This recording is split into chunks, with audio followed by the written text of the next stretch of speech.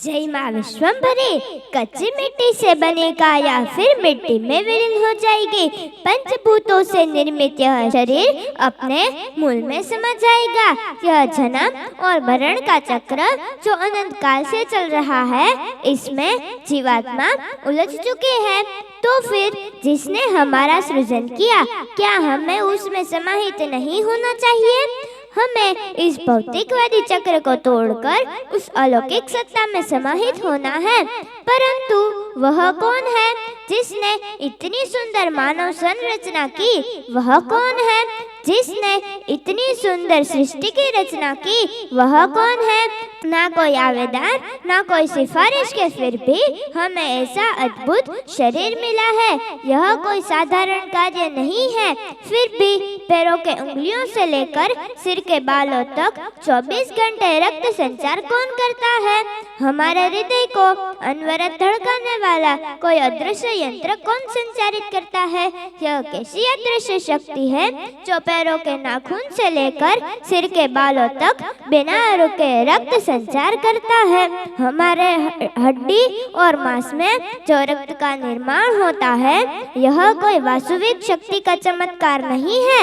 हजारों मेगापिक्सल वाले ये दो प्राकृतिक कैमरे जो दिन रात हर दृश्य को कैद करते हैं, हजारों स्वादों को पहचानने वाली जीभा, अनगिनत संवेदनों को महसूस करने वाली यह त्वचा, अनगिनत ध्वनियों को उत्पन्न करने वाली यह स्वर प्रणाली, इस सब की कोडिंग और डिकोडिंग करने वाले ये अद्भुत कर्ण, यह कैसी अनंत सत्ता है जो इस महा अद्भुत यंत्र रूपी शरीर को चला रही है। गाड़ी के पहिए घिस जाते हैं, लेकिन पैरों के तलवे कभी नहीं घिसते। स्मृति, शक्ति और शांति, यह कोई साधारण चीजें नहीं है। यह केवल परम शक्ति ही प्रदान कर सकती है। अविश्वसनीय होते हुए भी हम इस पर विश्वास करते हैं कि नहीं? हमारे शरीर में पानी है, सांस में हजारों छिद्र भी हैं, लेकिन एक भी छिद्र से पानी का रिसाव नहीं होता। यह कैसी अनुपम संरचना है! इस भव्य सृष्टि की रचना करने वाली माँ को इस घोर कलयुग में प्रकाश पुंज के रूप में पृथ्वी लोक पर साकार रूप में प्रकट करने वाले एकमात्र व्यक्तित्व श्री महापात्र हैं। अखिल ब्रह्मांड में अनंत रचनाओं की नियंता, त्रिदेवों को उत्पन्न करने वाली कोई और नहीं बल्कि माँ विश्वम्भरी ही है। क्या सच में कलयुग है?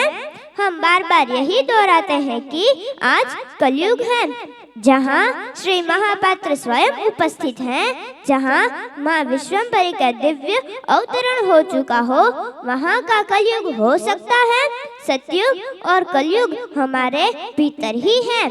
हमारे विचार सात्विक है तो सतयुग, हमारे विचार तामसिक है तो कलयुग।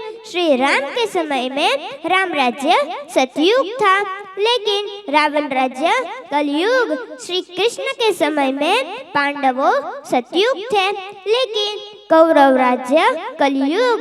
आज ठीक इसी प्रकार श्री महापात्र के सानिध्य में अनगिनत लोग जुड़े हुए हैं।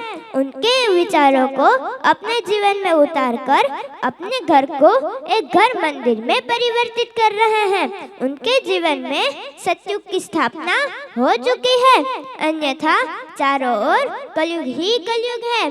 यह सब हमारी दृष्टि पर निर्भर करता है कि हम क्या देखते हैं, अंधकार देखते हैं या प्रकाश।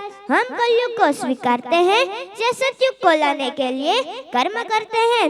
आज हम सभी को इस अमृत ज्ञान को आत्मसात कर अपने विचारों को दिव्य बनाना होगा। हमें भक्ति पथ पर अग्रसर होकर सतयुग की स्थापना करनी होगी। अब समय आ गया है सतयुग को अपनाने का और वही विचारों को आचरण में लाने का। जय माँ विश्वम्भरी।